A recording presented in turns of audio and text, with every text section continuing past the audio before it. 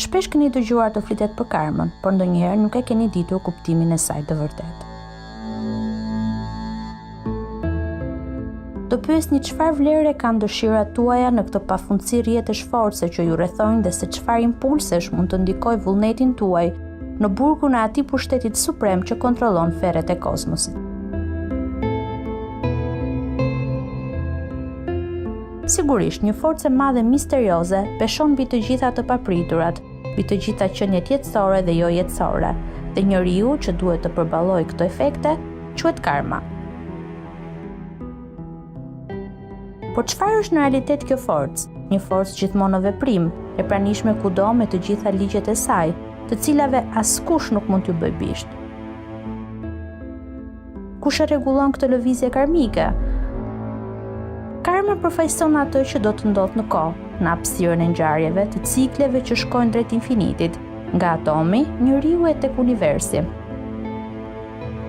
Pafundësia e zinxhirit të fateve, duke i bërë bisht të krijuarës me ligjet e saj të hekurta dhe harmonike, rrshetohet në rrjetën e arsyeve dhe të efekteve, karma të njeriut, të familjes, të kolektivit planetar dhe universal.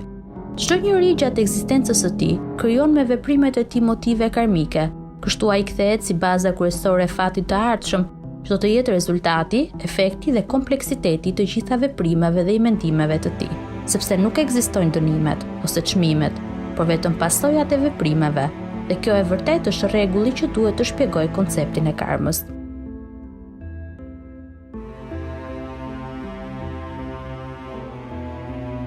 Në fakt, hynori ose shpirti kërkon her pas here prova për të kaluar eksperienca pastrimi që do e largojë nga dëshirat, nga pasionet, nga të gjitha ato sulme që e lidhin me mishin.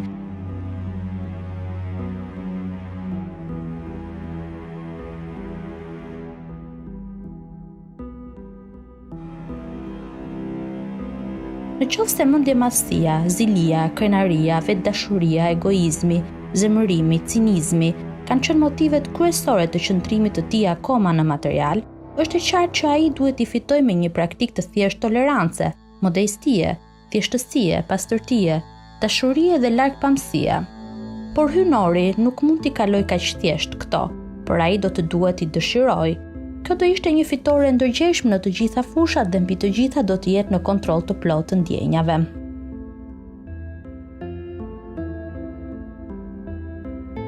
Ambicia, për shembull, nuk mund të quhet kurrë e kaluar nga një njeri, vetëm sepse ka lindur në kushte shumë të thjeshta, duke provuar një sens rebelimi ndaj kushteve të tij të mjerueshme, duke mos dëshiruar gjatë ekzistencës së tij të arrijë një nivel më të lartë të jetës.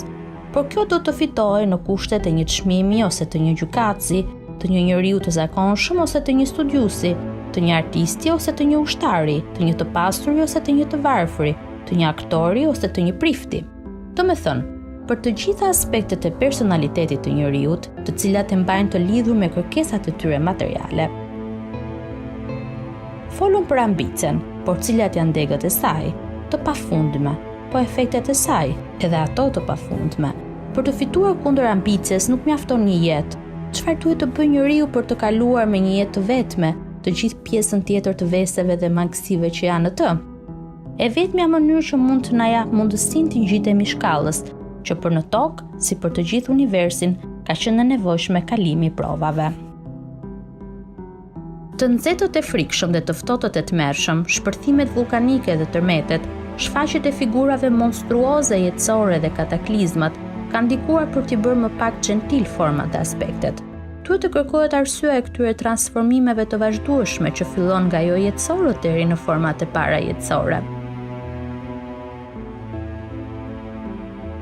E vërteta e kësaj dogme do të jetë si një tunel drite në ndërgjegjen tënde dhe do të ndjesh sigurisht në brendësinë tënde të vërtetën e thellë të pavdekshmërisë së shpirtit. Do të kuptosh që nuk e lindur vetëm një herë dhe që vdekja përfaqëson një stad fizik të evolucionit, nga një numër i pafund vitesh drejt qëllimit kryesor, hynor, i cili të pret në fund të provave të tua. Karma do me thënë është praktika e pastrimit dhe rilindjes e ndërthurur me vendosmërinë e unit hynor për aksionet e kryera në vitet e kaluara. Për shkak të fenomenit të vdekjes pas një periudhe për te varrit, uni hynor kthehet përsëri në ciklin e ekzistencës. Ai i ndërgjeshëm si shpirt ka pasqyrim të qartë të së kaluarës së tij.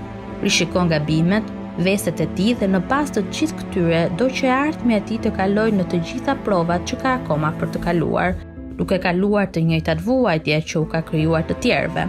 Ti vetë shënon të ardhmen tënde, përshkruan të ardhmen tënde, përcakton smundjet e tua, fatkeqësitë e tua, vuajtjet e tua, vdekjen që më vonë kur të jesh në tokë të bën që në mënyrë të padrejtë të thuash: "O Zot, pse më dënon kështu?"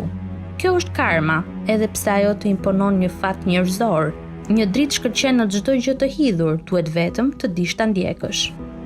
Për më shumë video, bëni subscribe dhe shtypni butonin e zilës për të rejat më të fundit.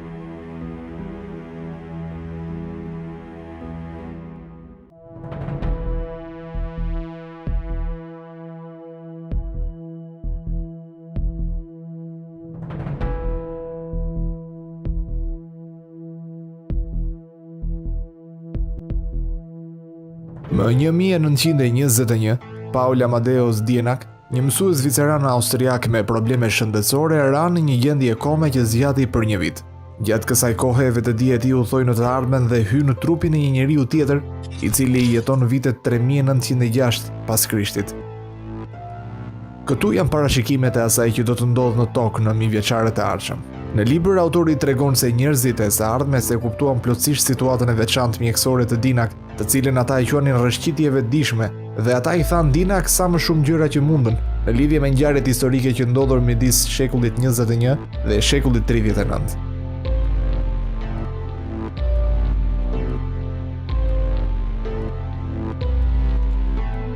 Kur Dienak zgjohet nga koma e tij, ai e gjen veten përsëri në vitin 1922, por me një sasi të jashtëzakonshme njohurish dhe informacionesh, për të cilat mësoi gjatë një viti të tij në të ardhmen.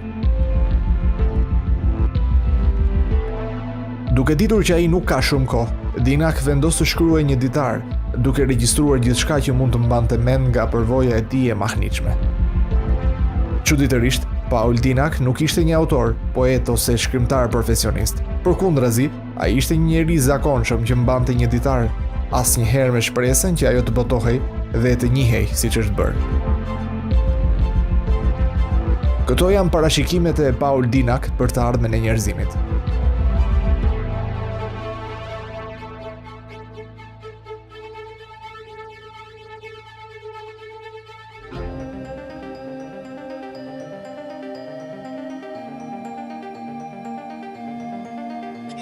Vitet 2000-2300 pas lindjes së Krishtit, njerëzimi ende po lufton me problemet e mbipopullimit, shkatrimet ekologjik të mjedisit, pabarazitë ekonomike, sistemin monetar të gabuar, mungesën e ushqimit të duhur për të gjithë njerëzit dhe luftrat e vogla lokale.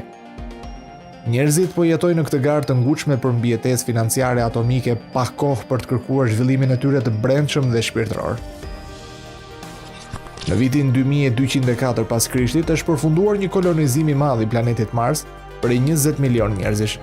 Por në vitin 2265 pas Krishtit një shkatrim i gjerë natyror i vret të gjithë. Asnjëherë njerëzimi nuk përpiqet të kolonizojë Marsin. Në vitin 2309 pas Krishtit, si rezultat i problemeve të grumbulluara dhe të pazgjidhura, një katastrofë tjetër e madhe vjen në tokë dhe është lufta e madhe globale. Një pjesë e madhe e qytetërimit ndalon se ekzistuari.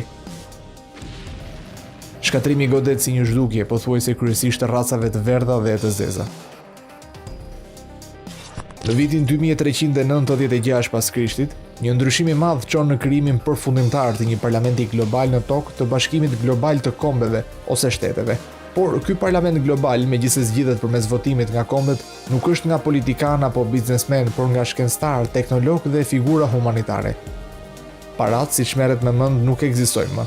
Burimet planetare janë rishpërndarë dhe tani janë të mjaftueshme për çdo person. Është zgjidhur mbipopullimi, klima, ushqimi dhe problemet ekologjike. Por jo plotësisht problemi delikat i tiranisë. Jeta është e lehtë dhe njerëzit punojnë gjithnjë më pak gjatë jetës së tyre. E vitet fillojnë të llogariten përsëri me vitin numër 1, 2396, si në kohën e Jezu Krishtit. Sidoqoftë, qeveria globale është një formë e totalitarizmit dhe qeveritë kombëtare kundërshtojnë atë drejt për drejt ose indirekt për disa shekuj të tjerë. Njerëzit janë akoma me vetdije kombëtare dhe nuk e kanë zhvilluar vetdijen planetare. Vetëm pas 2 deri në 5 shekuj më në fund ata vepruan. Megjithse nuk ka pabarazi ekonomike siç e kemi njohur ne, akoma ka pabarazi mbi kontrollin e nivelit të teknologjisë dhe pronave. Njerëzit janë shpirtërisht të dobët dhe të ngadalt. Kjo epokë e veçantë e epokës së errët zgjat deri në vitin 3400.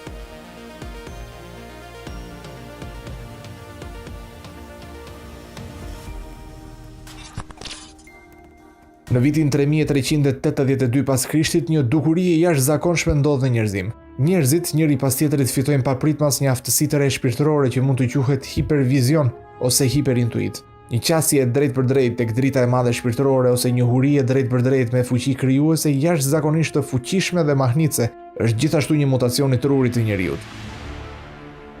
Nga vitet 3400 deri në vitet 4000 pas lindjes së Krishtit, një epokë e artë e re vjen në njerëzim pas gati 1000 vjet epokës së errët. Tani në qeverinë globale nuk janë më shkencëtarë dhe teknokrat. Atje tashmë janë krijuesit universal. Personalitete që ndërthurin njëkohësisht cilësitë dhe aftësitë e filozofit, artistit, shkencëtarit, mistikut e të tjerë. Gjithçka në shoqëri është falas, rrobat, shtëpia, ushqimi, transporti e të tjerë. Nuk ka pronë private dhe pabarazitë vetme janë nderi dhe reputacioni. Njerëzit nuk llogarisin më suksesin e jetës së tyre me standarde teknologjike dhe materiale të jetesës, por kryesisht me zhvillimin dhe përmirësimin e tyre emocional, mendor dhe shpirtëror dhe vetë përmirësimin. Njerëzit punojnë vetëm 2 vjet në tërë jetën e tyre, midis ekuivalentit të 17 dhe 19 vjet. Popullsia e tokës është më pak se 1 miliard njerëz dhe ka një bollok të produkteve për një jetesë të mirë. Ligjet në shoqëri reduktohen rrënjësisht vetëm në shumë pak, pasi qëllimet negative ose kriminale të individëve në shoqëri pothuajse mungojnë. Ekzistojnë vetëm 3 lloje të ligjeve: ata që referohen afatit 2 vjeçar të punës, ata që referohen mënyrës se si bëhet trafiku i udhëtimit dhe shpërndarja e mallrave, dhe ata që referohen popullatës me mallësi të qëndrueshme demografike apo kontrolli i linjeve.